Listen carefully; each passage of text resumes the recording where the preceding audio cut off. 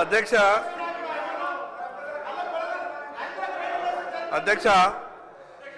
రైతు భరోసాపై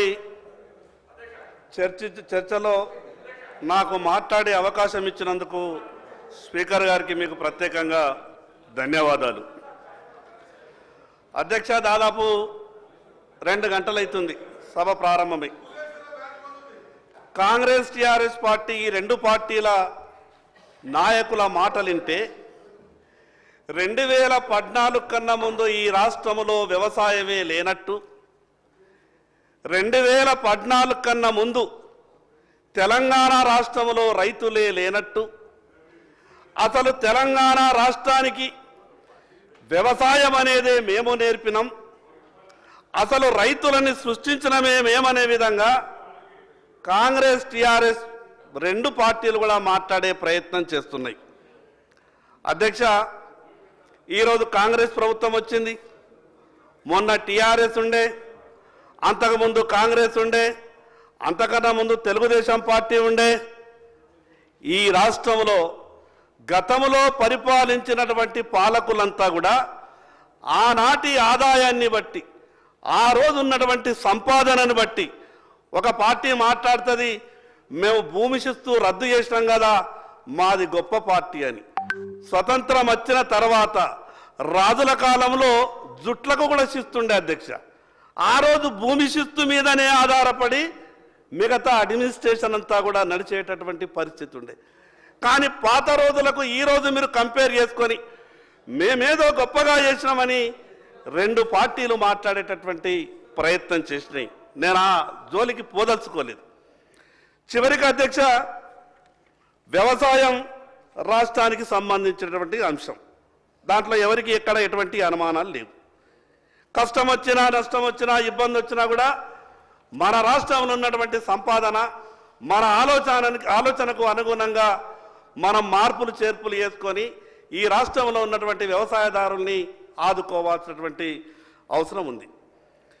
ఈ పార్టీ ఆ పార్టీ కాంగ్రెస్ టీఆర్ఎస్ పార్టీ నాయకులు మాట్లాడేటప్పుడు మేం చేసినామంటే మేం చేసినామని గొప్పగా మాట్లాడే ప్రయత్నం చేసినారు తప్పితే, ఢిల్లీలో ఉన్నటువంటి కేంద్ర ప్రభుత్వం వ్యవసాయం రాష్ట్రానికి సంబంధించినటువంటి సబ్జెక్ట్ అయినప్పటికీ ఇంత గొప్పగా మాకు సాయం చేసింది అని గతంలో పరిపాలించినటువంటి టీఆర్ఎస్ పార్టీ మాట వరుసకు కూడా మాట్లాడే ప్రయత్నం చేయలేదు అధ్యక్ష. పోనీ ఇప్పుడు వచ్చినటువంటి ఈ ప్రభుత్వం కూడా కేంద్రం నుంచి మనకు గొప్పగా సాయం వచ్చేటటువంటి అవకాశం ఉన్నది, సాయం చేస్తున్నది అని ఈ ప్రభుత్వం కూడా మాట్లాడేటటువంటి ప్రయత్నం చేయలేదు. కొన్నిసార్లు అనిపిస్తుంది అధ్యక్ష, రాజకీయాలంటే కేవలం విమర్శ మాత్రమే చెయ్యాలేమో, ప్రతిపక్ష పార్టీ అంటే అధికార పక్షాన్ని కేవలం తిడితేనే కానీ నీ పనితనం బయటపడదేమో అనే విధంగా ఆలోచిస్తుండొచ్చు. కానీ అధ్యక్ష మంచిని మంచి అనాలా, చెడుని చెడే అనాల. వ్యవసాయ శాఖ మంత్రి గారికి నేను ఒక ఫోన్ చేసిన ఆదిలాబాద్ నుండి. మార్కెట్ యార్డ్లో ఉన్న రైతులంతా కూడా మొత్తం తిరుమల రైతులు ఉన్నారు. ఎకరానికి సోయాబీన్ 6 కుంటలు మాత్రమే కొంటున్న ప్రభుత్వం గత 10 సంవత్సరాలు. రైతుకు 10 కుంటలు 12 కుంటలు ఎకరానికి పడ్డది. మేము మిగతా ధాన్యం ఎక్కడ అమ్ముకోవాలా, మిగతా సోయాబీన్ ఎక్కడ అమ్ముకోవాలనంటే గతంలో పెద్దలు తుమ్మల నాగేశ్వరరావు గారికి నాకు పాత పరిచయం ఉన్న కారణంగా నేను చనువు తీసుకొని మార్కెట్ యార్డ్ నుంచి ఒక ఫోన్ చేసిన. చెయ్యగానే వారు మాట్లాడితే నేను మంత్రి గారికి చెప్పిన, అన్నా నేను స్పీకర్ ఫోన్ ఆన్ చేసిన, రైతులంతా మీ మాట వింటున్నారు, 6 కుంటలు మాత్రమే ప్రభుత్వం కొంటున్నది, 10 క్వింటాలు కొంటే బాగుంటుంది అని నేను అనగానే మంత్రి గారు తిరిగి ఒక మాట మాట్లాడకుండా నేను 10 క్వింటాలు కొంటున్నా అని మంత్రి గారు చెప్పిండ్రు. 2వ రోజే ఆర్డర్ ఇచ్చిండ్రు.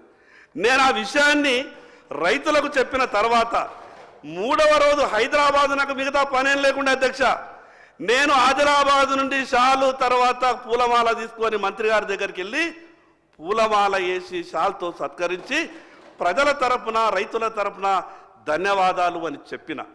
నేను ఎందుకు ఈ మాట చెప్తున్నానంటే, మీరు మంచి చేస్తే మంచి అని చెప్తాము, లేదా మీరు ప్రజలకు ఇచ్చినటువంటి మాటని నిలుపుకోకుంటే అది నిలుపుకుంటలేరు, ఇది తప్పే అని మాట్లాడతాం. కానీ మీరు మంచి చేసిన మాటలకు మేము మంచి అని అంటే మీరు సంతోషపడి మీరు చెయ్యనటువంటి లేదా పూర్తి చేయనటువంటి హామీలను మీరు ఇంకా చేస్తలేరు, ఎన్నికలలో మీరు మాట ఇచ్చింది కదా అంటే లేదు లేదు కేంద్రం ఏం చేస్తున్నది అనే విధంగా ఎదురుదాడి చేస్తే మాకు ఇంకో మార్గం ఏం లేదు అధ్యక్ష ఈరోజు నరేంద్ర మోడీ గారు కేంద్ర ప్రభుత్వం గతంలో ఏ ప్రభుత్వం కూడా ఇంత గొప్పగా ఆలోచించలేదు. ఈ రాష్ట్రంలో 1,20,00,000 పత్తి, తెలంగాణ రాష్ట్రంలో ఇప్పటి వరకు 1,20,00,000 పత్తి. ఈరోజు పత్తికి మార్కెట్లో ధర లేదు. సిసిఐ అనే సంస్థ కొనకుంటే ఈరోజు లక్షల మంది రైతులు చాలా ఇబ్బందులలో ఉంటుండే. కేంద్ర ప్రభుత్వం రాష్ట్ర ప్రభుత్వంతో కోఆర్డినేషన్ చేసుకొని ఈరోజు సిసిఐ వేల కోట్ల రూపాయలు పెట్టి ఇప్పటికే 1,20,00,000 క్వింటాళ్ల పత్తిని 9,000 కోట్ల రూపాయలు ఖర్చు పెట్టి ఈరోజు కేంద్ర ప్రభుత్వం కొన్నది. దాంట్లో రాష్ట్ర ప్రభుత్వం ₹1 లేదు అధ్యక్ష. పూర్తిగా కేంద్ర ప్రభుత్వం సహకారం అందిస్తున్న విషయం మాత్రమే చెప్పదలుచుకున్న అధ్యక్ష. మరి అదేవిధంగా అధ్యక్ష సోయాబీన్ మంత్రి గారు ఒక మాట అన్నారు, ఇది మొత్తం అంతా కూడా రాష్ట్రమే కొంటున్నాయంటే అన్న రాష్ట్రం కొట్టలేదు. 85,508 మెట్రిక్ టన్నులకు కేంద్ర ప్రభుత్వం మీకు అనుమతి ఇచ్చింది. కేంద్ర ప్రభుత్వం కొంటానని చెప్పింది. 8,50,000 క్వింటాలు కేంద్ర ప్రభుత్వమే కొంటున్నది. మీకేమి భారం లేదు, మీరు కొనాలి అని చెప్పినా ఇది కూడా కేంద్ర ప్రభుత్వమే కొంటున్నది అధ్యక్ష. PMKSYలో వేల కోట్ల రూపాయలు టంచనగా ఈరోజు రైతు ఖాతాల్లో కేంద్ర ప్రభుత్వం వేస్తూ ఉన్నది. ఈరోజు గ్రామాలలో ఒక చర్చ ఉన్నది, నరేంద్ర మోడీ గారు పైసలు వచ్చినాయి, రాష్ట్ర ప్రభుత్వం తెలంగాణ పైసలు రాలేదంటారు. కేంద్ర ప్రభుత్వం నరేంద్ర మోడీ గారు రైతులకు ఏం చేయకుంటేనే గ్రామాలలో చర్చ ఉంటుంది అధ్యక్ష. ఈరోజు ఏ ఊరికి వెళ్ళినా మాట్లాడుతూ ఉన్నారు, మోడీ గారి పైసలు వచ్చినాయి, మోడీ గారి పైసలు వచ్చినాయి, ఇంకా ఈ గవర్నమెంట్ పైసలు వస్తలేవని రైతులు మాట్లాడుతూ ఉన్నారు. సరే మీరు గొప్ప ఆలోచనతో ఉన్నారేమో, మీకు ఉన్నటువంటి పరిస్థితి చూస్తేనైతే మొత్తం అంతా కూడా జమ చేసుకొని ఉన్నాం, మేము జనవరిలో వేస్తామనే విధంగా మాట్లాడుతున్నారు. దానికి చాలా సంతోషం అధ్యక్ష. రైతు భరోసా అంటే ఎకరానికి ఇంత మేము ఇచ్చేసి మా బాధ్యత తీరిపోయిందంటే కాదు అధ్యక్ష. రైతుకు అన్ని రకాలుగా మీరు భరోసా ఇవ్వాల్సినటువంటి అవసరం ఉంది అధ్యక్ష. రైతు మనందరికీ అన్నం పెడుతున్నాడు, దాన్ని మనం ఎవరు కూడా కాదనం, అందరం ఏకీభవిస్తాం. హోటళ్లకు పోయి టిఫిన్ చేస్తే, ఛాయ్ తాగితే, హోటల్ బిల్లు కట్టిన తర్వాత సర్వ్ చేసేటటువంటి సర్వర్కు 100-200 రూపాయలు నాకు తీసుకొచ్చి అన్నం పెట్టినవన్న గొప్ప కృతజ్ఞతతో అక్కడ టిప్పిచ్చే ప్రయత్నం చేస్తాం. కానీ అధ్యక్ష రైతు పరిస్థితి అంతా ఘోరం ఉన్నదంటే, రైతు తన చేన్లో వండించినటువంటి కూరగాయలని తీసుకొచ్చి మార్కెట్లో కూర్చొని ఎంత కమ్ముతావు కిలో టమాటా అంటే 15 రూపాయలంటే 10 రూపాయలకి ఇస్తావా లేదా అని అంటారు. ఇక్కడనేమో 200 రూపాయల టిఫిన్ చేస్తే 200 రూపాయల టిఫిన్కు బిల్లు కట్టి 100-200 రూపాయలు టిప్పియడానికి మనసొప్పుతుంది. కానీ అక్కడ 15 రూపాయల కిలో టమాటాలు అమ్మితే 10కి ఇస్తే తీసుకుంటా లేకుంటే లేదనే విధంగా ఆ రకమైనటువంటి అవమానాలు రైతు భరిస్తున్నాడు అధ్యక్ష. నేను ఎందుకు ఈ మాట చెప్తున్నానంటే అధ్యక్ష, కళ్ళకు నీళ్ళు వస్తాయి అధ్యక్ష. ఈరోజు ఏ రైతు కూడా సంతోషంగా లేడు అధ్యక్ష. మీరు రైతు బంధించినా, రుణమాఫీ చేసినా కేవలం ఎన్నికలప్పుడు రాజకీయ మాటలు మనం మాట్లాడుతున్నాం, కానీ రైతు ఈ రోజు కూడా సంతోషంగా లేడు అధ్యక్ష. 5 ఎకరాలు ఉన్నటువంటి రైతు తను పండించినటువంటి పంటని కుటుంబం అంతా కూడా కష్టపడ్డ తర్వాత మార్కెట్కి వెళ్ళి అమ్ముకొని సంవత్సరం తర్వాత లెక్క చూస్తే అధ్యక్ష 50,000 రూపాయలు కూడా లాభం వస్తలేదు అధ్యక్ష. భార్యాభర్తలు ఇద్దరు వ్యవసాయం ఇడసబెట్టి హైదరాబాద్ వచ్చి ఎక్కడనో వాచ్మెన్ చేస్తే, ఏ ఇంట్లోనో పనిచేస్తే నెలకు 30,000 రూపాయలు సంపాదించే అవకాశం ఉన్నది. కానీ 5 ఎకరాలు ఉన్నటువంటి ఆసామి ఊళ్ళో వ్యవసాయం చేస్తే భార్య భర్త పిల్లలు కూడా అప్పుడప్పుడు బడికి సెలవులు ఉన్నప్పుడు చేనులో పనిచేస్తే సంవత్సరం తర్వాత 50,000 రూపాయలు కూడా మిగులుతలేవు అధ్యక్ష. ఇది రైతుకు ఉన్నటువంటి బాధ అధ్యక్ష. మన తీరే రైతుకు కూడా కోరికలు ఉంటాయి. నా పిల్లలు కూడా కార్పొరేట్ స్కూళ్ళల్లో చదవాలనుకుంటాడు, నా పిల్లలు కూడా కార్పొరేట్ కాలేజీల్లో చదవాలనుకుంటాడు, నా ఇంట్లో వాళ్ళకు కూడా కార్పొరేట్ ఆసుపత్రులలో వైద్యం చేయించాలనుకుంటాడు అధ్యక్ష. 50,000 రూపాయలు కూడా పంటకు చివరికి లెక్క చేస్తే మిగులుతలేవు. రైతు కార్పొరేట్ స్కూల్లో కానీ, కార్పొరేట్ కాలేజీలో కానీ, కార్పొరేట్ హాస్పిటల్లో కానీ వైద్యం చేయించుకునే పరిస్థితి లేదు, చదువు చెప్పించుకునేటువంటి పరిస్థితి లేదు అధ్యక్ష.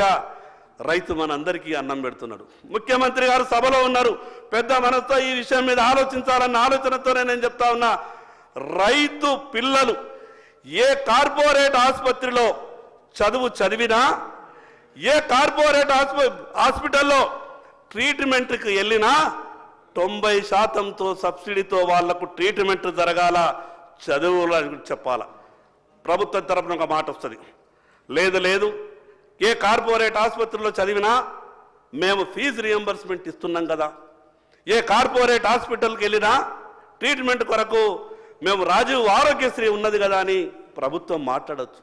అధ్యక్ష, నేను ప్రభుత్వానికి మీ ద్వారా ఒక విజ్ఞప్తి చేస్తా ఉన్నా, కార్పొరేట్ హాస్పిటల్లో రైతు బిడ్డలే కావచ్చు, మిగతా వాళ్ళే కావచ్చు, ఈ ఫీజు రియంబర్స్మెంట్ మీద పోయే వాళ్ళని ఎట్లా చూస్తున్నారంటే, ఎందుకు వచ్చినరా మీరు మా కాలేజీకు, మిమ్మల్ని అడ్మిషన్ తీసుకుంటే రూపాయి వచ్చేది లేదు సచ్చేది లేదు, కానీ మీ పేర్ల మీద సీట్లు ఇవ్వబడుతుంది, ప్రభుత్వం ఏమో రూపాయి ఇస్తలేదు, మీరు చదువుకున్నా ఒకటే చదువుకోకున్నా ఒకటే అనే విధంగా అవహేళనగా కార్పొరేట్ స్కూల్స్ ఆ కాలేజీలు మాట్లాడుతున్నాయి. అధ్యక్ష అట్లనే కార్పొరేట్ హాస్పిటల్లో కూడా ఆరోగ్యశ్రీ పేషెంట్లు అంటే నేను ఎందుకు ఇది ఉదాహరణ చెప్తున్నా అధ్యక్ష, రైతు ఆదిలాబాద్ నుంచి హైదరాబాద్కు ట్రీట్మెంట్ కొరకు వచ్చిండు, నిమ్స్కు పోయితే నిమ్స్కు తప్ప ఎల్ఓసి వేరే దిక్కు లేకుండే, వేరే హాస్పిటల్కి వెళ్తే ఆరోగ్యశ్రీ లేదు అని బయటకు వెళ్ళగొట్టారు సార్. రైతు దగ్గర చిల్లి గవ్వ లేక ఉండే ఆరోగ్యశ్రీకి కూడా పాపం కార్పొరేట్ హాస్పిటళ్లలో ఎవరికి కూడా పేషెంట్ ఆరోగ్యశ్రీ అని అంటే అయిపోయా, ఇక ఇది వీళ్ళకు ట్రీట్మెంట్ ఇచ్చి కూడా మనకేమొస్తుంది అనే విధంగా కార్పొరేట్ హాస్పిటల్స్ వ్యవహారం చేస్తున్నాయి. కాబట్టి రైతు ప్రత్యేకంగా ఒక గుర్తింపు ఈ సమాజంలో రైతుకు రావాలి. భరోసా అంటే కేవలం డబ్బు మాత్రమే ఇవ్వడం భరోసా కాదు, రైతు అనంటే ఈ సమాజం గౌరవించేటటువంటి పరిస్థితి రైతుకు రావాలి అధ్యక్ష. ఆ రకమైనటువంటి ఆలోచన వచ్చినప్పుడే అధ్యక్ష రైతు ఏమన్నా బాగుపడే అవకాశం ఉంటుంది అధ్యక్ష. వ్యవసాయం చెయ్యాలంటే ఎంత కష్టం ఉంటుందంటే, నేను వర్షాకాలం నా చేన్లకు మిగతా వాళ్ళ చేన్లలో కూడా పోయిన అధ్యక్ష. నేను గౌరవ ముఖ్యమంత్రి గారికి మొన్న కూడా నేను ఒక విజ్ఞప్తి చేసిన, మన గ్రామీణ ప్రాంతం నుంచి వచ్చినటువంటి వాళ్ళే దాదాపు 95-96% శాసనసభ్యులు ఉన్నారు. సార్, వర్షాకాలం వ్యవసాయం చేయడానికి చేన్లకు పోవాలంటే రోడ్లు ఉండయి సార్, ఎరువులని నెత్తి మీద ఎత్తుకొని పోతే కానీ, ట్రాక్టర్తోని కానీ ఆటోలు కానీ 4 ఎరువుల బస్తాలు వేసుకొని వ్యవసాయం చేయడానికి చేన్లకు తీసుకుపోతామనంటే పోలేనటువంటి పరిస్థితుల్లో ఉంటాయి. కాబట్టి నేను మీ ద్వారా గౌరవ ముఖ్యమంత్రి గారికి విజ్ఞప్తి చేస్తా ఉన్నా, వచ్చేటటువంటి బడ్జెట్లో కానీ వ్యవసాయ పొలాలకు వ్యవసాయ చేన్లకు రోడ్లు అనే విధంగా మీరు ఈ కార్యక్రమాన్ని తీసుకురండి. రైతులంతా కూడా సంతోషపడతారు. వర్షాకాలం వాళ్లకు చేన్లకు పోవాలనంటే విపరీతమైనటువంటి కష్టం ఉంటుంది, ఎంత బురద ఉంటుందంటే ఎడ్లు దిగబడతాయి, బండి దిగబడుతుంది, ఎవరినైనా చేన్లకు పనికి పిలిస్తే కూడా ఎవరు రారు. అందుకు గ్రామానికి పోవడానికి ఎంత ఇంపార్టెంటో రైతులు చేన్లకు పోవడానికి కూడా రోడ్లు అంత ఇంపార్టెంట్. కాబట్టి బడ్జెట్లో వచ్చేసారి సరి అయినటువంటి కేటాయింపులు చేసి మీ 4 సంవత్సరాల ఈ పీరియడ్లో ఈ రాష్ట్రంలో ఉన్నటువంటి రైతులందరికీ చేన్లకు పొలాలకు పోవడానికి రోడ్లేసే విషయంగా మీరు చర్యలు తీసుకోవాలని విజ్ఞప్తి చేస్తున్నా అధ్యక్ష. పెద్ద కంపెనీలు ఏ లోన్ తీసుకున్నా కూడా కొలాటరల్ గ్యారంటీ లేకుండా వాళ్ళకు లోన్ ఇస్తారు. వ్యవసాయం చేసుకునే రైతులకు కూడా తన సొంత ఇల్లు కట్టుకోవాలని కోరికుంటుంది.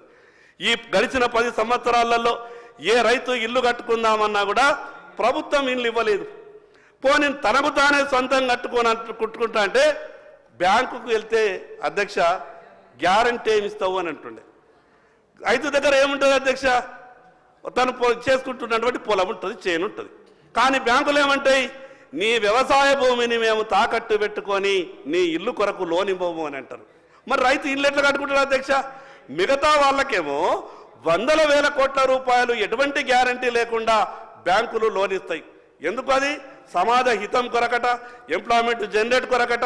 రైతు కూడా అధ్యక్ష మనకు తెలియకుండానే 5-10 ఎకరాలు ఉన్నటువంటి రైతు రోజుకు 7 నుంచి 8 మంది కూలీలకు ఉపాధి ఇస్తాడు. తనకేం మిగులుతలేదు రైతు.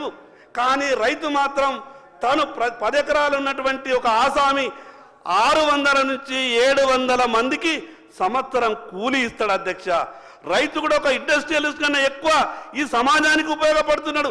తనకేం మిగులుతలేదు, కానీ తను మాత్రం మిగతా వాళ్ళకి ఉపాధి ఇచ్చేటటువంటి పని చేస్తున్నాడు. కాబట్టి నేను గౌరవ ముఖ్యమంత్రి గారికి ఒక విజ్ఞప్తి చేస్తా ఉన్నా, ఈ రాష్ట్రంలో ఏ రైతు అయినా సరే తను 10 లక్షల రూపాయల వరకు ఇల్లు కట్టుకుంటానంటే, ఎందుకంటే ప్రభుత్వం ఇచ్చేటటువంటి ఇళ్లతోని 100% మనం ఇయ్యలేము, అది సాధ్యమయ్యేటటువంటి పని కాదు. కానీ తనిచ్చి తాను రైతు బ్యాంక్ వెళ్ళి నేను ఇల్లు కట్టుకుంటానంటే ఎటువంటి గ్యారంటీ లేకుండా ఇల్లు ఇచ్చే విధంగా బ్యాంకర్లకు తోని ఏదన్నా ఒక సమన్వయం చేసి, అవసరమైతే ఢిల్లీ లెవెల్లో మీరు వెళ్ళినప్పుడన్నా కానీ ఒక రిప్రజెంటేషన్ చేసి ఈ రైతులకి సాయం వచ్చే విధంగా ప్రయత్నం చేయాలని మీ ద్వారా గౌరవ ముఖ్యమంత్రి కోరుతున్నాను. అధ్యక్ష ఎన్ఆర్ఈజెస్ అని అంటే పెద్దలేమని అనొచ్చు, ఇది మీ కేంద్రమే కదా, అక్కడ ఉన్నటువంటి మీ ప్రభుత్వమే కదా, మీరు తెచ్చుకుంటే అయిపోతుంది అని చెప్పి. శంకర్ గారు ప్లీజ్ సార్, నేను 15 నిమిషాలు ఈ రైతు భరోసాకు రైతు భరోసాకు పరిమితమై మాట్లాడండి. Okay sir. ఎన్ఆర్ఈజెస్ నేను ఎందుకంటే సార్, భరోసా అంటే నేను అనేది ఎకరానికి ఇంత ఇస్తే అయిపోదు, ఈ మిగతా అన్ని కూడా మీరు ఇచ్చేటటువంటి భరోసానే.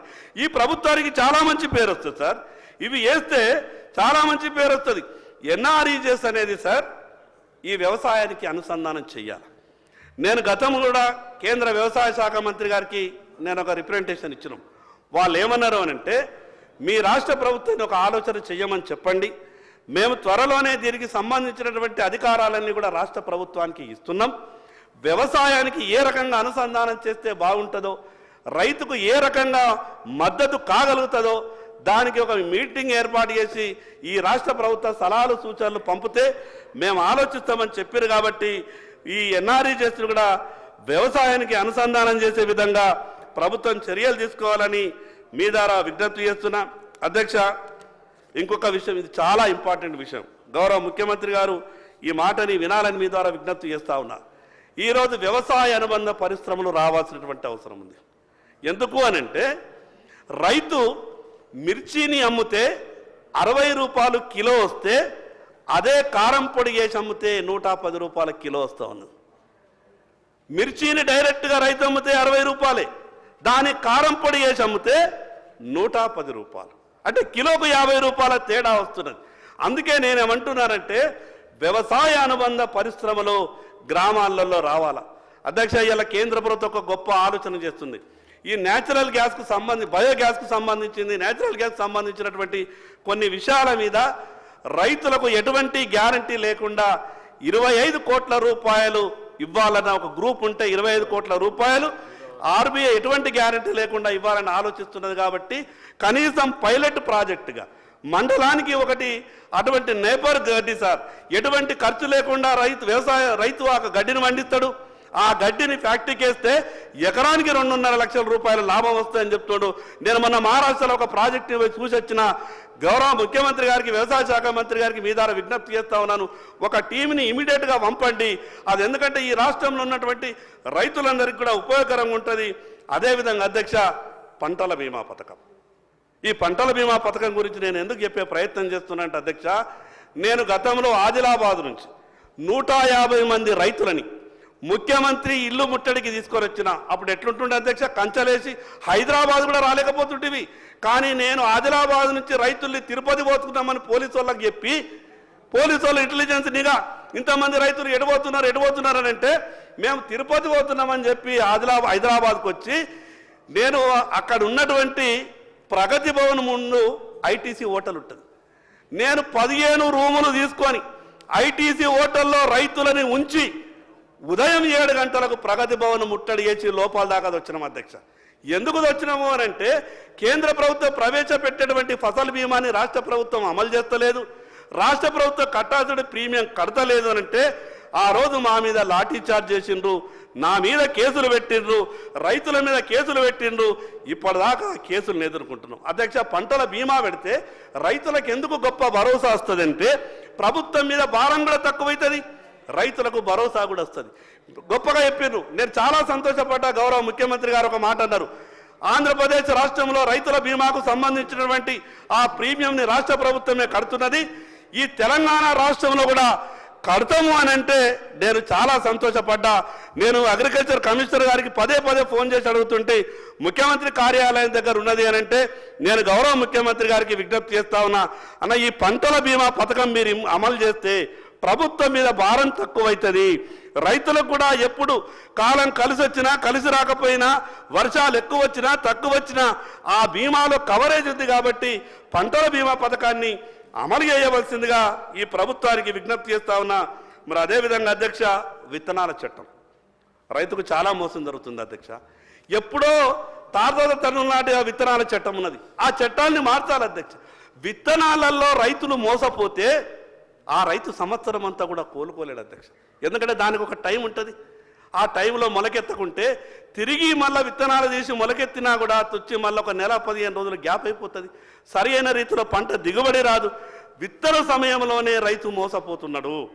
ఏమైనంటే చట్టాలు ఉన్నాయి, కోర్టులు ఉన్నాయి కాబట్టి ఈ చిన్న చిన్న కేసులు పెట్టంటే వాళ్లకు కోర్టుకు పోకముందే పోలీస్ స్టేషన్లలో బెయిల్ వస్తుంది.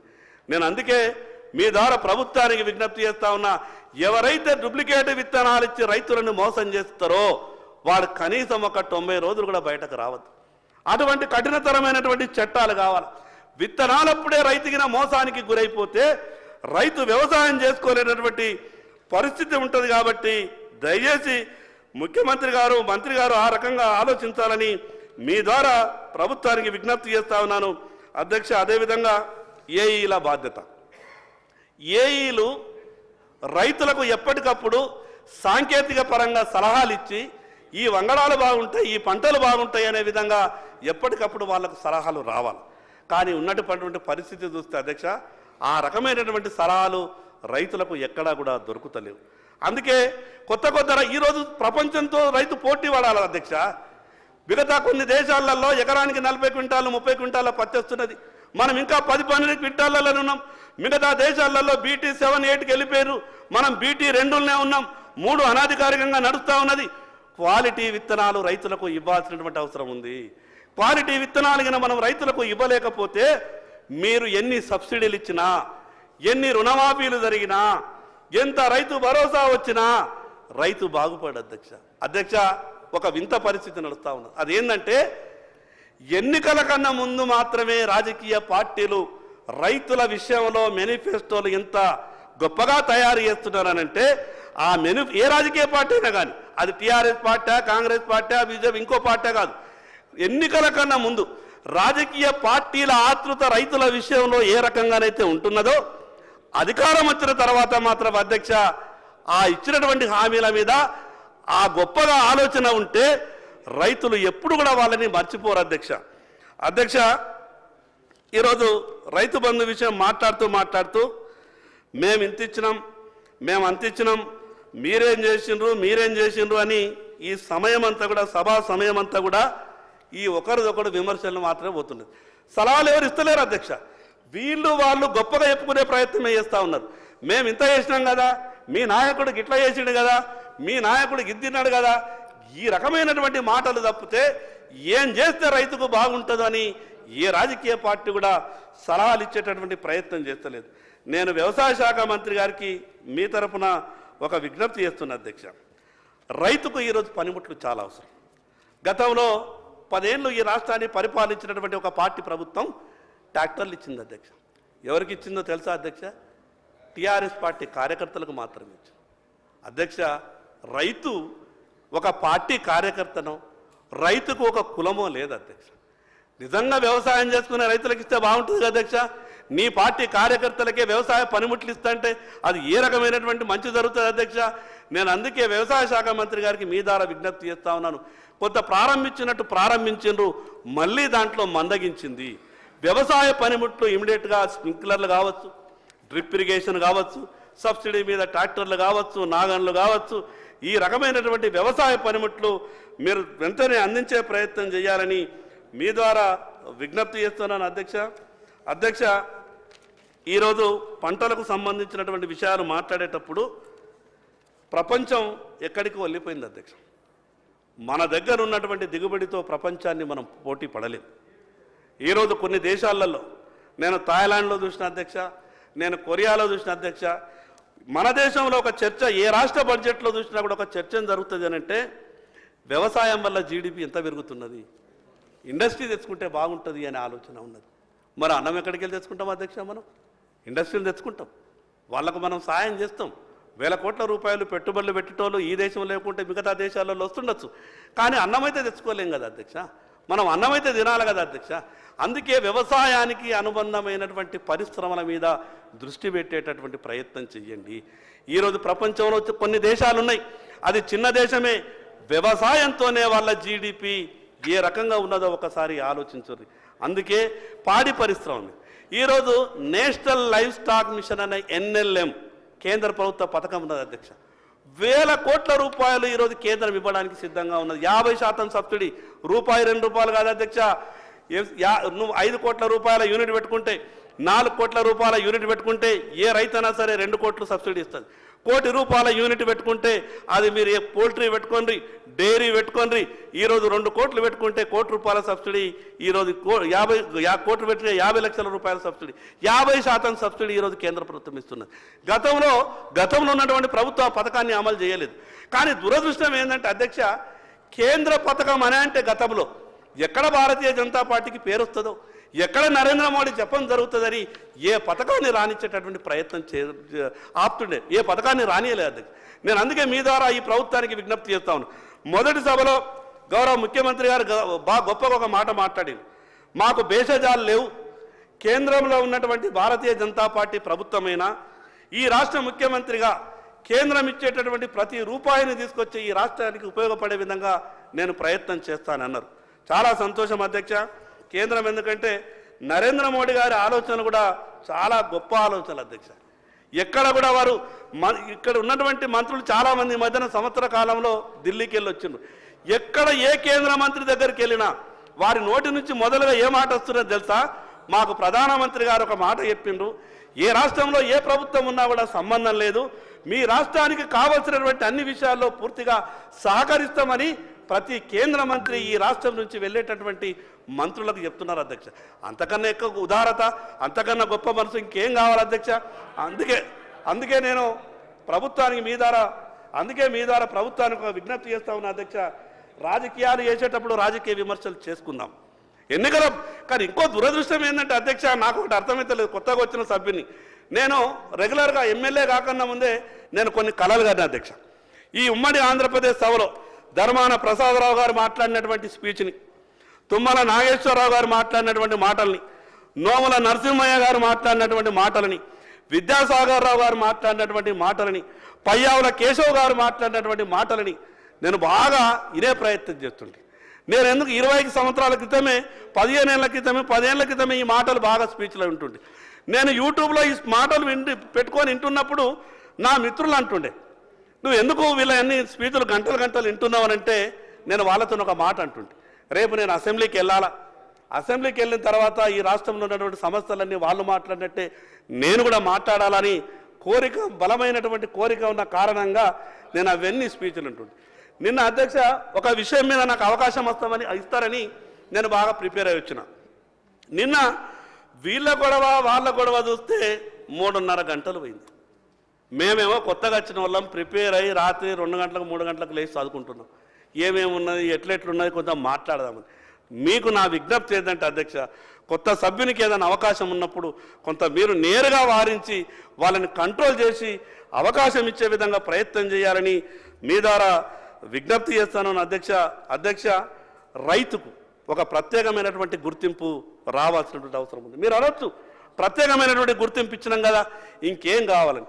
అధ్యక్ష, ఈ రాష్ట్రంలో అతి తొందరగా నమ్మేది రైతు మాత్రమే. ఏ రాజకీయ పార్టీ ఏ మాట ఇచ్చినా రైతు నమ్ముతాడు. రైతు అంత తొందరగా ఇంకా ఎవరు నమ్మరు అధ్యక్ష. రైతు నమ్మి ఓటేసాడు. ఈరోజు కాంగ్రెస్ ప్రభుత్వం అధికారంలోకి వచ్చిందంటే రైతు మీ మాటలని బలంగా నమ్మిండు. కాంగ్రెస్ ప్రభుత్వం ఈరోజు రైతులు ఓట్లేస్తేనే అధికారంలోకి వచ్చింది. ప్రధానమైనటువంటి హామీ రుణమాఫీ. మీ ద్వారా గౌరవ ముఖ్యమంత్రి గారికి, మిగతా మంత్రివర్గానికి విజ్ఞప్తి చేస్తున్నాం, మీరు ఇచ్చేటటువంటి స్టేట్మెంట్లో ఈ తేడాలు కంట్రోల్ కావాలి. ఒక మంత్రి గారు చెప్తారు 60% మాఫ్ అయిపోయింది, 40% కాలేదని.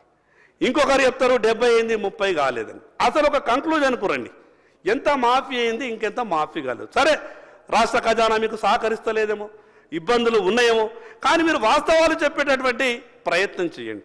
మీ ద్వారా ఒక విజ్ఞప్తి చేస్తా ఉన్నది ప్రభుత్వానికి. అధ్యక్ష, 2 లక్షల రూపాయల రుణమాఫీ కోఆపరేటివ్ బ్యాంకులలో, గౌరవ మంత్రి గారు నా మాట కొద్దిగా నోట్ చేసుకోవాలి, కోఆపరేటివ్ బ్యాంకులలో 65 నుంచి 70% రైతులకు లోన్లు మాఫీ కాలేదు. అది టెక్నికల్ సమస్య ఉన్నదా, ఇంకో సమస్య ఉన్నదా? మీరు వెంటనే ఆ విషయాన్ని సంబంధిత అధికారులతో చర్చించి మీరు ఆర్డర్స్ ఇవ్వాలా. 2 లక్షల రూపాయల రుణమాఫీకి సంబంధించింది అధ్యక్ష, గతంలో టీఆర్ఎస్ ప్రభుత్వం మాఫీ చేసినప్పుడు 1 లక్ష రూపాయలు వడ్డీకి పోయింది, దాంట్లో ఏం అనుమానం లేదు, వడ్డీకి పోయింది. కానీ ఇంకొక విషయం, ఈరోజు కూడా రైతు 2 లక్షల రూపాయల బాకీ ఉన్నటువంటి రైతులు ఉన్నారు. మీరు ఎప్పటి వరకు చేస్తారో క్లారిటీ ఇస్తలేదు. మీరు ఒక మాట ఏమంటున్నారు, 2 లక్షల పైబడి ఉన్నటువంటి రైతు తన డబ్బుని బ్యాంకులో జమ చేస్తే ఆ సమాచారం మాకిస్తే మేము 2 లక్షల రూపాయలు చెల్లిస్తాము అని చెప్తున్నారు.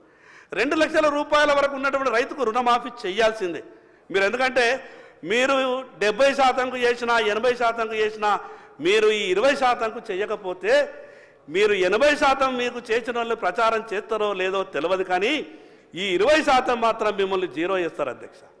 మీరు జాగ్రత్తగా ఉండండి. 80% చేస్తాం, 70% చేస్తాం, ఈ 20-30 వేలతోనే మాకేం ఇబ్బంది అవుతుంది అంటే ఈ 20-30 మాత్రం మిమ్మల్ని జీరో చేస్తారు. దీన్ని జాగ్రత్తగా ఉండాలా. 2 లక్షల రూపాయల రుణమాఫీని ప్రభుత్వం ఎప్పటి వరకు చేస్తుందో క్లారిటీగా చెప్పండి. ఆర్థిక పరిస్థితి మీకు సహకరిస్తలేకపోవచ్చు, వాస్తవాలు చెప్పండి. కానీ బుకాయింపు ద్వారా ప్రజలను నమ్మించలేము. ఒక పక్క మనం ఏం చెప్తున్నాం, ఎస్ఎల్బిసి లెక్కలు 52,000 కోట్ల రూపాయలు మనకు వచ్చినాయి, రుణాలు తీసుకున్నారు రైతులు, 21,000 కోట్ల రూపాయలు మాఫీ చేసినామని చెప్తున్నారు. మరి అటువంటిప్పుడు ఇంకా 30,000 కోట్ల రూపాయలు రైతులు బాకీ ఉన్నట్టే కదా. దాంట్లో 10,000 కోట్ల రూపాయలు వేరే అప్పులున్నా కూడా ఇంకా 22,000 కోట్ల రూపాయలు అప్పు ఉన్నట్టే కదా. క్లియర్గా మీరు ఇస్తున్నటువంటి స్టేట్మెంట్ ప్రకారమే 20,000 కోట్ల రూపాయలు ఇంకా ఇవ్వాల్సి ఉందని చెప్తా ఉన్నారు. కాబట్టి దాంట్లో మీరు కొంత క్లారిటీ ఇవ్వాల్సిందిగా మీకు విజ్ఞప్తి చేస్తా ఉన్నాను. అధ్యక్ష, ఒక మాట మాట్లాడు, ప్రభుత్వానికి ఒక ఆలోచన ఉండిండొచ్చు, ఏమని కొంత కేటగిరీ వైజ్ చేస్తే మనం ముందుకెళ్తే కొంచెం ఆర్థికంగా కొంత ఇబ్బంది ఉండకుండా ఈ పథకాన్ని కొనసాగించవచ్చనేమో ఆలోచన ఉండిండొచ్చు. సహజంగా ప్రభుత్వాన్ని నడిపేటప్పుడు ఆలోచన వస్తుంది, ఎక్కడ రూపాయి తక్కువ చేస్తే అడ్మినిస్ట్రేషన్ ఏ రకంగా చేయగలుగుతాం అనేది మీకుంటే ఉండిండొచ్చు. మిగతా దుబారా ఖర్చు చేయండి. అధ్యక్ష, ఈరోజు 2.5 ఎకరాలు ఉన్నటువంటి రైతులు ఈ రాష్ట్రంలో 47 లక్షల మంది ఉన్నారు. అదేవిధంగా 2.5 నుంచి 5 లక్షల లోపు ఉన్నటువంటి రైతులు 11 లక్షల రైతులు ఉన్నారు. అదేవిధంగా 5 నుంచి 10 మధ్యన ఉన్నటువంటి రైతులు 4,72,000 ఉన్నారు. అధ్యక్ష, 10 ఎకరాలకు పైన ఉన్నటువంటి రైతులు ఈ రాష్ట్రంలో కేవలం 64,000 మాత్రమే ఉన్నారు. నేనేమంటున్నా, గుట్టలకు ఇవ్వకండి, పుట్టలకు ఇవ్వకండి, లేఅవుట్ చేసినటువంటి స్థలాలకు ఇవ్వకండి, ఆ రకంగా ఉన్నటువంటి తీసేయండి, దాంట్లో తప్పేం లేదు. గుట్టలకు ఇవ్వాలని ఎవడన్నా మాట్లాడితే మూర్ఖుడు వాడు. వ్యవసాయం చేస్తున్నటువంటి రైతుకు సాయం చెయ్యండి. కానీ నేనేమంటే, ఈరోజు పెద్ద పెద్ద ఇండస్ట్రీ 1000 కోట్ల ఫ్యాక్టరీ వచ్చినా ఆయనకు సబ్సిడీలు ఇస్తున్నాం, ఆయనకు ప్రభుత్వ రాయితీలు ఇస్తున్నాం. 5,000 కోట్ల రూపాయలు పెట్టుబడి పెట్టేటోడు వచ్చినా కూడా వాళ్ళకు సబ్సిడీలు ఇస్తున్నాం, వాళ్లకు ప్రభుత్వ రాయితీలు ఇస్తున్నాం. మరి మన కొరకు అన్నం పెట్టేందుకు వ్యవసాయం చేసేటటువంటి ఈ రైతుకు 10 ఎకరాల పైన ఉంటే ఆలోచిస్తామనంటే కొంత బాధ అనిపిస్తుంది. ఆ రకమైనటువంటి ఆలోచనని విరమించుకోండి. రైతుకు కులం లేదు అధ్యక్ష, రైతే, ఏ కులం ఉన్నా కూడా రైతే. కాబట్టి మీరు మిగతా విషయాలు ఆలోచించకుండా ఎన్ని ఎకరాలు ఎక్కువ వ్యవసాయం ఎవరు చేస్తారు అధ్యక్ష? వ్యవసాయాలు అంతా బాగలేవు అధ్యక్ష. మనకున్నట్టు ఫామ్ హౌస్ల తీరు లేవు. దురదృష్టం ఏంటంటే నాయకులకు ఈ మధ్యన ఫామ్ హౌస్లు అయిపోయింది. ఆ నాయకులకు ఏమనిపిస్తాయంటే, నా ఫామ్ హౌస్ ఎట్లున్నదో మిగతా ఊళ్ళల్లో రైతుల వ్యవసాయాలు కూడా గట్లనే ఉన్నాయనుకుంటాడు. కానీ నువ్వు కట్టుకున్నట్టు 20 కోట్లు పెట్టి ఫామ్ హౌస్ల రైతుకి ఇల్లు లేదు, నీకున్నది. నీ ఫామ్ హౌస్ తీరు రైతు వ్యవసాయం లేదు. అది ఏ రాజకీయ పార్టీ అయినా ఏ నాయకుడైనా కానీ ఆలోచించాలా. ఈ సభ ఆలోచించకుంటే రైతుల గురించి ఇంకెవరు ఆలోచిస్తారు అధ్యక్ష? అందుకే నేను మీ ద్వారా గౌరవ ముఖ్యమంత్రి గారికి విజ్ఞప్తి చేస్తా ఉన్నాను, మీరు ఏది ఆలోచించకుండా ఎన్ని ఎకరాలు చేసినా సరే, మహా అంటే 20 ఎకరాలు 25 ఎకరాల కన్నా ఎక్కువ ఏ రైతు వ్యవసాయం చేస్తలేడు అధ్యక్ష. మహా అంటే 20 ఎకరాలు. ఆ 20 ఎకరాలు చేసే వాళ్ళు కూడా 0.5% ఉంటారో ఉండరు. ఎక్కువలైతే 5 ఎకరాలు 2 ఎకరాలు 3 ఎకరాలు ఆ రకంగానే చేస్తూ ఉన్నారు. కాబట్టి మిగతా మీకు పెద్ద సేవ్ అయ్యేది కూడా పెద్దగా ఏముండదు. ఈ 64,000 ఎకరాల గురించి ఆలోచించి మీరు కూడా చెడ్డ పేరు తెచ్చుకోవద్దని మీ ద్వారా ప్రభుత్వానికి విజ్ఞప్తి చేస్తా ఉన్నాను. అధ్యక్ష కేంద్ర ప్రభుత్వం చివరిగా ఇంకొక మాట కూడా ఏమనిపిస్తుంది అధ్యక్ష, 10 సంవత్సరాలు ఈ దేశంలో 11 సంవత్సరాలు నరేంద్ర మోడీ గారు ప్రధానమంత్రి. గతంలో 10 ఏళ్ళు కూడా తీసుకోనటువంటి ఎంతో గొప్ప సాయం తీసుకున్నారు కేంద్రం నుంచి. కేటీఆర్ గారు మా నాయకుడు ఒక మాట చెప్పబోతే చివరికి బీజేపీ వాళ్ళు కూడా మాట్లాడుతున్నారా, ఆఖరికి బీజేపీ వాళ్ళు కూడా మాట్లాడుతున్నారా, ఆఖరికి బీజేపీ వాళ్ళు కూడా మైక్ ఇస్తున్నారంటే ఏంది అధ్యక్ష ఇది? బీజేపీ అంటే ఏమనుకుంటారు అధ్యక్ష? మీరు ఈ పాత 10 జిల్లాలు కొత్త 33 జిల్లాలు పరిపాలించినటువంటి మీకే గింత ఉంటే 750 జిల్లాల్ని పరిపాలిస్తున్నాం. మాకింత ఉండాలా? మా అధికారం గురించి మీకు తెలియదా? బీజేపీ గురించి చెడుగా మాట్లాడితే ఏమైందో మీకు తెలియదా? అంత అవమానపరిచే విధంగా ఆఖరికి బీజేపీ వాళ్ళు కూడా మాట్లాడతారంటే ఎట్లా అధ్యక్ష? సాటి సభ్యులని ఆ రకంగా మాట్లాడేటప్పుడు కొంచెం బాధ అనిపిస్తుంది అధ్యక్ష. మేము మా పార్టీని మా ప్రభుత్వాన్ని మా నాయకుడిని మాట్లాడినప్పుడు ఇంటర్ఫియర్ ఇది కరెక్ట్ కాదు అని చెప్పే ప్రయత్నం చేస్తే నాకు వాళ్ళు అన్నటువంటి మాటలు బాధ అనిపించింది. సీనియర్ సభ్యులు కొత్త సభ్యుల్ని గౌరవించి వాళ్ళకు కొన్ని విషయాలు చెప్పే విధంగా ప్రయత్నం చేయాలా అధ్యక్ష. ఈరోజు నాకు బాగా జ్వరం వచ్చింది అధ్యక్ష. నేను ఎందుకు ఈ మాట చెప్తున్నానంటే ఇంత ఇంపార్టెంట్ చర్చ ఉన్నది రైతులకు సంబంధించింది, నాకు విపరీతంగా లేవచ్చు లేక, కానీ ఇటువంటి అవకాశం రాదు. రైతులకు సంబంధించిన సమస్య కాబట్టి రైతుల బాధలు నాకు కూడా ప్రాక్టికల్గా కొంత తెలుసు కాబట్టి ఈ మాటలు చెప్పాలన్నటువంటి ఆలోచనతోనే సభకు వచ్చి ఇవన్నీ విషయాలు చెప్పే విధంగా ప్రయత్నం చేస్తున్నాం అధ్యక్ష. వ్యవసాయ శాఖ మంత్రి గారికి మీ ద్వారా ఒక విజ్ఞప్తి చేస్తూ ఉన్నాను. మీరు వ్యవసాయంలో మీకు చాలా అనుభవం ఉన్నది. మీకు ఉన్నటువంటి అనుభవం నాకు తెలిసినంత ఈ క్యాబినెట్లను మీరు సీనియర్ అని అనుకుంటా బహుశా. ఎందుకంటే మీరంటే గౌరవ ముఖ్యమంత్రి గారికి కూడా చాలా మర్యాద. బడ్జెట్ రూపకల్పనప్పుడు కొంత ఎక్కువ బడ్జెట్ కేటాయించేటటువంటి ప్రయత్నం చేసి రైతులకు కొంత న్యాయం చేసే విధంగా ప్రయత్నం చేయాలని మీ ద్వారా ప్రభుత్వానికి విజ్ఞప్తి చేస్తున్నాను అధ్యక్ష. ఒకటే నిమిషం అధ్యక్ష, ఎక్కువసేపు లేవు. ఒకటే నిమిషం ఎందుకు చెప్పాలనిపిస్తుంది అధ్యక్ష. ముఖ్యమంత్రి గారు సభలో ఉన్నారు. మా మాటల్ని వింటే కొంత సానుకూలంగా స్పందించి మా సమస్యలు పరిష్కారం అయితే రైతులకు కొంత భరోసా వస్తున్న ఆలోచనతోనే ఈ విషయాలన్నీ చెప్పే ప్రయత్నం చేస్తున్నా. తిరిగి ఈ మాట చాలా మొదలు ప్రస్తావించిన మాట మరొకసారి గుర్తు చేసే ప్రయత్నం చేస్తా ఉన్నా. వ్యవసాయం చేసేటటువంటి రైతులకు చేన్లకు పోయేటటువంటి తోవలు సార్, ఇది చాలా ఇంపార్టెంట్. వ్యవసాయ శాఖ మంత్రి గారు ఇదొక అంశాన్ని మీరు ప్రత్యేకంగా చేర్చుకోండి. ఎందుకంటే రైతు చేన్లకు వ్యవసాయం చేసే రైతు చేన్లకు పోవాలంటే రోడ్డు పోలేనటువంటి పరిస్థితిలో ఉన్నాడు అధ్యక్ష. ఈరోజు వ్యవసాయం గతంలో చేయడానికి ఎవరైనా కూలీలు నడుచుకుంటూ చేన్లకు వస్తుండే. ఈరోజు కూలీలు నడుచుకుంటూ చేన్లకు వచ్చేటటువంటి పరిస్థితి లేదు. ఆటో పెడితేనో లేదా ఇంకోటి పెడితేనో చేన్లకు వస్తున్నారు. మరి ఆటో పెట్టాలన్న రైతు మిగతా ఎట్లన్నా కానీ కూలీలను చేన్లకు తీసుకుపోవాలంటే వర్షాకాలం రోడ్లు లేకుంటే ఎట్లా పోతాడు అధ్యక్ష? ఏ గ్రామానికి వెళ్ళినా ప్రతి గ్రామంలో రైతులు ఒకటే అడుగుతున్నారు, మీరు మాకు ఏం చేసినా చేయకున్నా మేము చేన్లకు పోతేందుకు మాకు రోడ్లు వేయాలని రైతులు మాట్లాడుతున్నారు కాబట్టి ఇది రిపీట్ రెండోసారి కూడా చెప్పిన. ఎందుకు చెప్పిన విషయం అంటే మీకు మరీ గుర్తుండాలన్న ఆలోచనతోనే ఈ విషయాన్ని చెప్పేటటువంటి ప్రయత్నం చేసిన.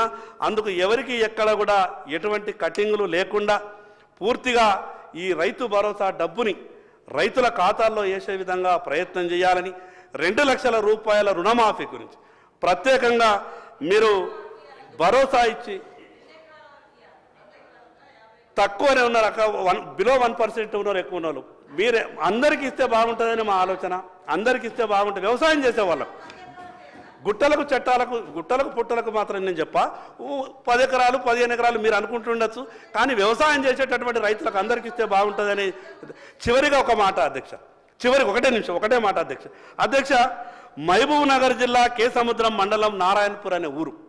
నేను ఎందుకు గౌరవ ముఖ్యమంత్రి గారికి విజ్ఞప్తి చేస్తున్నా, వ్యవసాయ శాఖ మంత్రి గారికి మీ ద్వారా అంటే, వీళ్ళు రైతు బంధు మొదలైన తర్వాత ఆ గ్రామం రూపాయి కూడా రైతు బంధుకు నోచుకోలేదు అధ్యక్ష.